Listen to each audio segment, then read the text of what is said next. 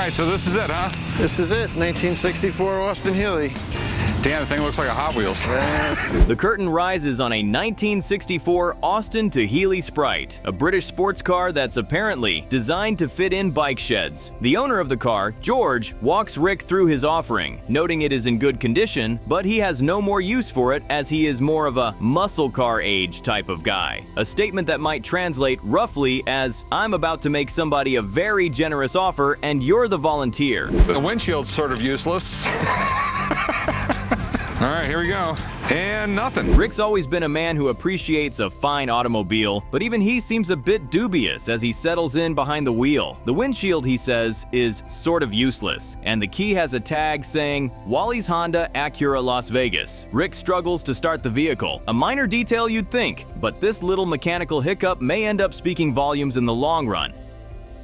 Drove down here and battery might have went dead. We got nothing. This guy said he drove this car down here, and obviously I believe him because he didn't bring it down here on his... Now, a savvy seller will have a ready explanation for such a thing, and George is no exception. Drove down here, battery might have went dead, but Rick wasn't born yesterday and knows it will greatly impact the asking price if the car does not start. He asks how much George wants for the car, to which George confidently states he'd like to get 10 for the 1964 Austin to Healey Sprite. The scene is set, the players assembled, and now, just as in any good drama, all that's left is lights, curtains, and action.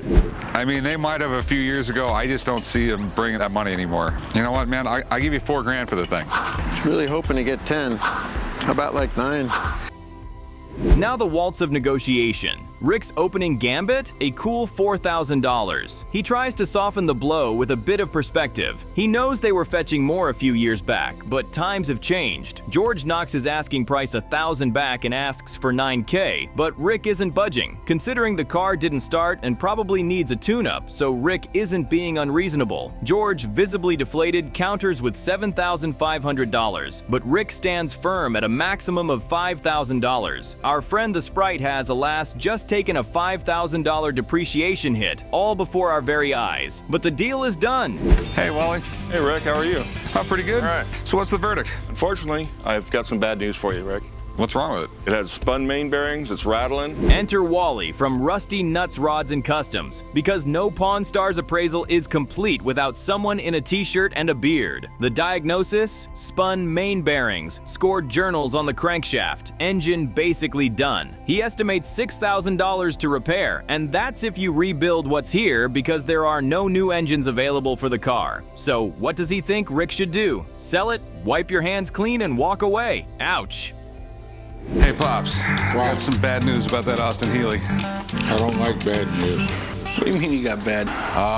It needs a new engine, and, we're screwed. It's time to face the music with the old man, but is a $5,000 mistake really worth losing another $6,000 on? The old man is not so happy about this because of all the money he makes Rick make for the store. He shouldn't have messed this up. Rick plans to sell it how it is, but the old man is not going to accept that. They end the chapter at odds. Maybe next time that sugarcoating will be what makes it all palatable. This is a letter signed by Napoleon himself. That's really cool. Where'd you get this? Online. I've been told by my wife that I had a bit of a Napoleon complex. Our seller strides in with a letter signed by Napoleon himself, acquired, of course, online, which always inspires confidence. The document has a wax seal and a certificate of authenticity. So far, so good. He cautiously suggests a price of 10 grand, bracing himself for what he thinks will be a hard bargain. Little does he know, his ambitions are about to be outflanked by reality, much like Napoleon at Waterloo. I'm thinking more along the lines of 1,500. Ooh, that sounds low. That sounds really low. Remember, this guy was the emperor of... Corey, the pawn shop's designated skeptic, isn't buying it. He immediately kills the seller's dreams and counters with an offer of $1,500. The seller is clearly offended and claims his item is worth so much more. He argues that Napoleon was the emperor of pretty much Europe, as if geographical domination automatically translates to document value. Corey's logic, however, is simpler and brutal. Napoleon signed a lot of stuff. How about 5? You're gonna have to come a lot lower than that, man. I can't pay you $5,000. I'm gonna have to get this reframed. Our seller is undeterred and counters with $5,000, which Corey finds outrageous. The key point in this entire transaction is the seller's belief that what he has is a once-in-a-lifetime piece of history. This is, of course, the line every pawn shop owner loves to hear, especially when the seller doesn't have the documentation to back it up. He says that the seller's inflated valuation is absurd, since if you ask for that amount, then that has to be proven real. I'll give you $2,000 for it, man. That's the best I can do.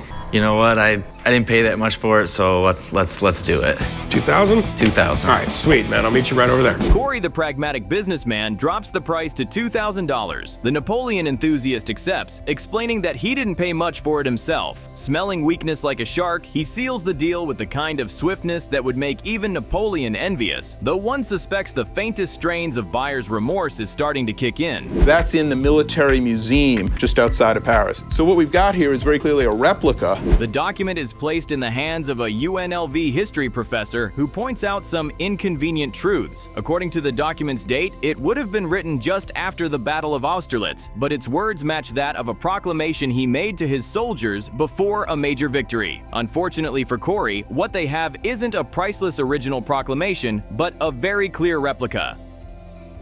Well, a handwritten ink document from this period, we would see evidence that somebody had written this out with a pen. We would see where there are blobs of ink. Corey's been conned and his world comes crashing down. The professor confirms Corey's nightmare. It's not worth much as a historical artifact. For what it costs, it is simply thrown into the trash. With barely concealed glee, Rick tasks Corey with selling the replica for $20. However, he decides it's not worth the potential brand damage the store could take and opts to dump it. Thus ends the saga of Corey's big mistake. I have an antique straitjacket. For like crazy people kind of straitjacket? Well, this is not just any straitjacket. This is an original Harry Houdini straitjacket. Enter William with a straitjacket wielded by none other than Harry Houdini himself. William informs the boys that he wishes to sell it to them for $100,000, money he needs to build a Jeep. Rick's expression shifts from amusement to something resembling mild interest, even though he remarks that it looks like something out of a Friday the 13th movie. What could possibly go wrong?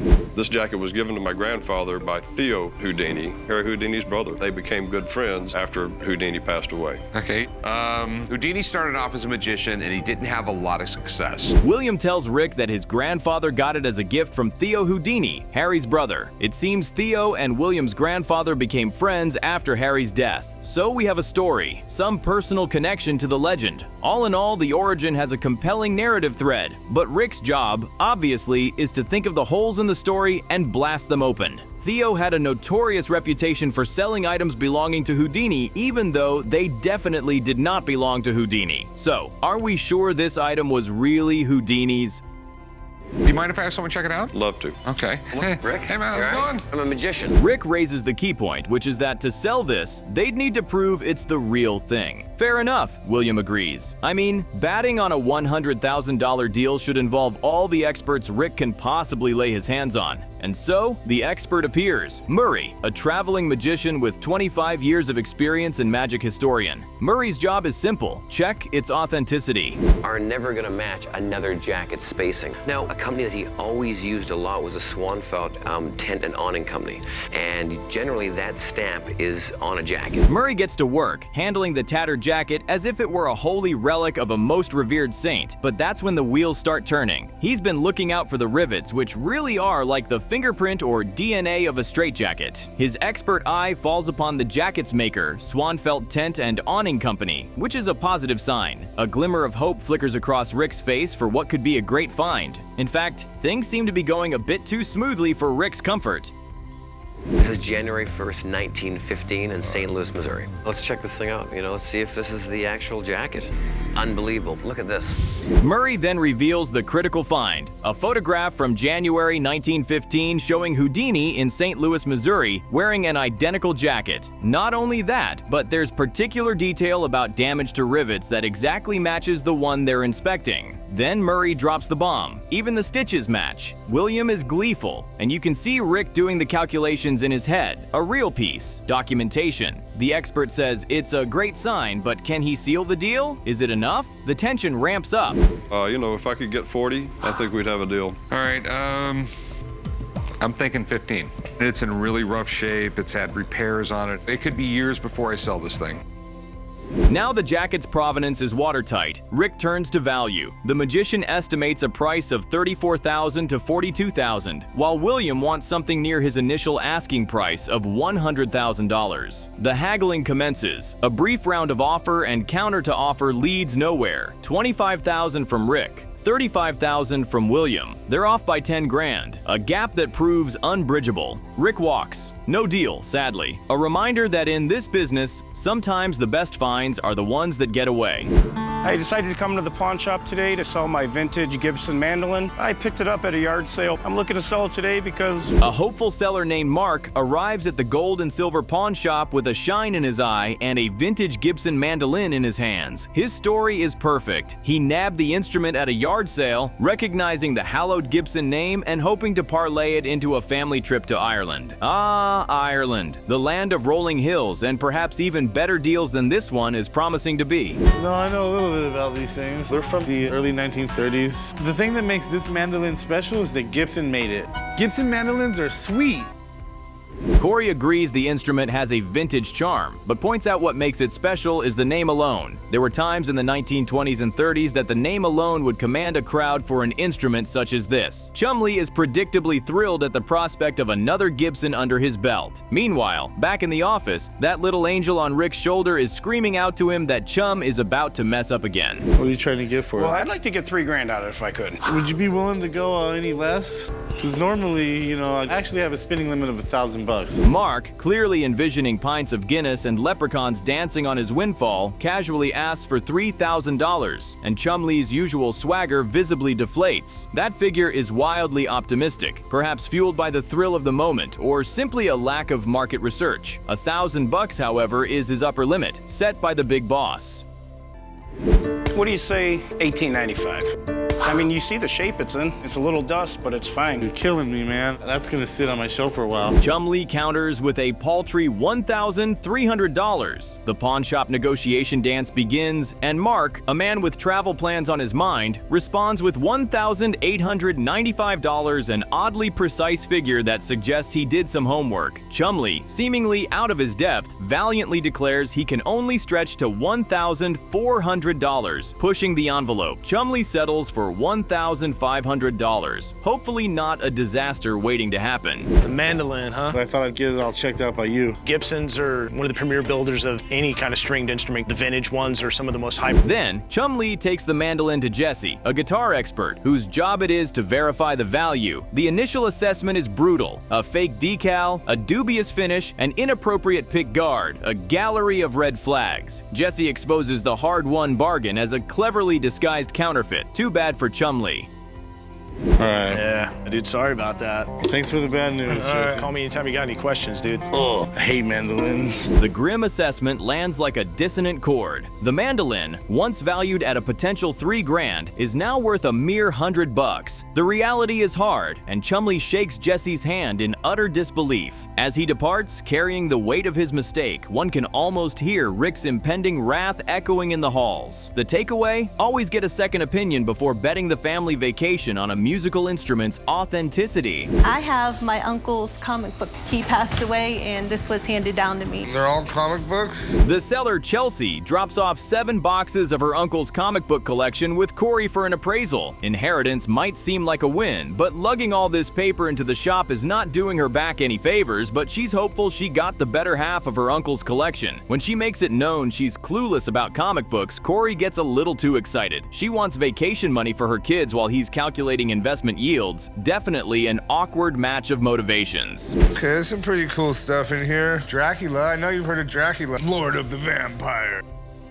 Corey pulls out a couple of comics to get an idea of what they might be dealing with. He spots The Avengers. With so many movies, they are super hot right now. But are these even vintage comics worth a buck? The thing is, Corey gets sidetracked by his pop to culture love. He then spots Howard the Duck and Doctor Strange, but Antoine is the voice of reality, looking bored out of his mind. He says it's all worthless, and now it's up to Corey to prove that he's not just playing around. I may not know everything about comic books, but these comics are priced between $0.25 and 75 cents per book. Corey attempts to flex his comic knowledge on Antoine, which seems a dubious flex at best. Corey is pretty sure he can work this to his benefit. This is where his salesmanship begins to resemble desperation, the telltale sign of a rookie overplaying his hand. Chelsea, probably picking up on the vibe, states her asking price, $2,000 United States dollars. The shop will always aim low, but Corey is clearly in denial. It's gonna take a lot of time to go through all these boxes. I'm gonna have to find that diamond in the rough. $2,000 is, of course, a pipe dream. Corey has to break it to Chelsea that this isn't going to happen. Then he quickly changes his tune, now claiming there might be a diamond in the rough somewhere. Corey offers $50 a box, $350 in total. Chelsea counters with $500, which forces Corey to seek approval from his workmate. This is starting to feel like a bad poker hand, where you keep raising out of pride and habit. I bought these comics for $500. When did you become an expert on comic books? I only worked at the pawn shop for... Antoine is looking pretty sour at this point. The fact is, he thinks Corey's overspent. Antoine demands Corey calls in their comic book expert, but Corey waves this off. This is when you know someone's about to do something very stupid. Corey goes ahead with the deal. Rick is going to be so annoyed. Corey shakes Chelsea's hand. The deed is done. Yeah, I pulled about 18 books. Some really cool stuff. Yeah, duh. The comic expert Paul is rolled right into the store. He's presented with the comics and is asked his professional opinion. He has bad news. He determines he'd only sell these for $200 retail. When asked for the true value of the comic collection, it is deemed to be worth only 5 cents a book. Rick appears looking like a disappointed dad and demands to know why he wasn't brought in beforehand. Ouch. I have a postcard of the Rolling Stones. Okay. And actually it is signed by all 5 of the original members. That's really, really cool.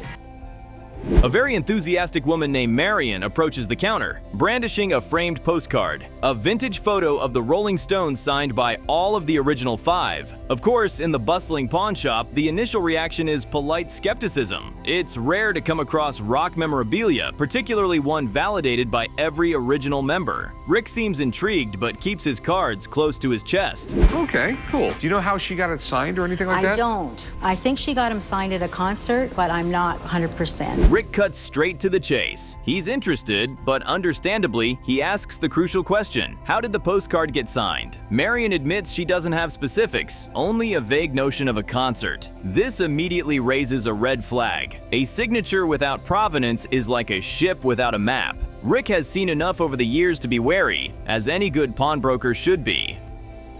So the original members were Mick Jagger, Keith Richards, Bill Wyman, Charlie Watts, and Brian Jones. But Brian Jones drowned when he was just 27. Rick is a bit of a know-it-all, but a rock encyclopedia, he ain't. As he goes through the Rolling Stones lineup, you can just see what's coming, and sure enough, it happens. Do you have any idea what you're looking for? He inquires. Our seller throws out a figure with theatrical confidence: $3,000. One can almost hear the record scratch. This is insane ambition.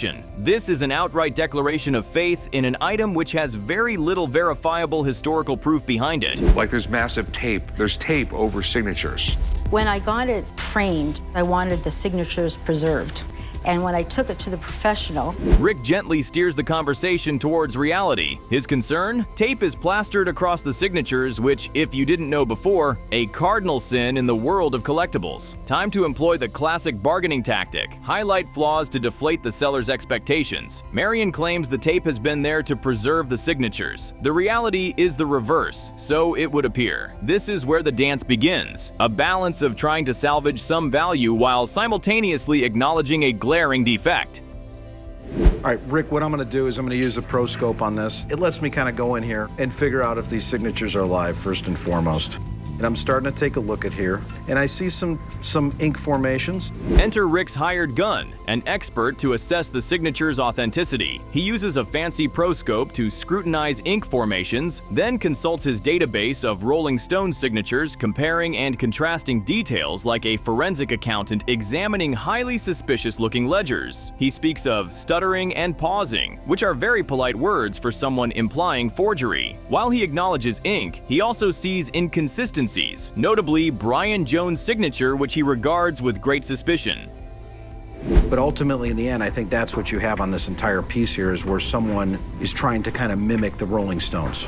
Okay. The expert's verdict is grim. The signatures bear signs of attempted mimicry. Marion's face falls, her $3,000 dream dissolving before her eyes. With a sigh of disappointment, Marion decides to keep the memento. It may not be worth a fortune, but its sentimental value outweighs its lack of authenticity. For her, it's a memento. For Rick, it is and was always going to be a no deal. It's a reminder that even in the rough to and to tumble world of pawning, there's a place for sentiment.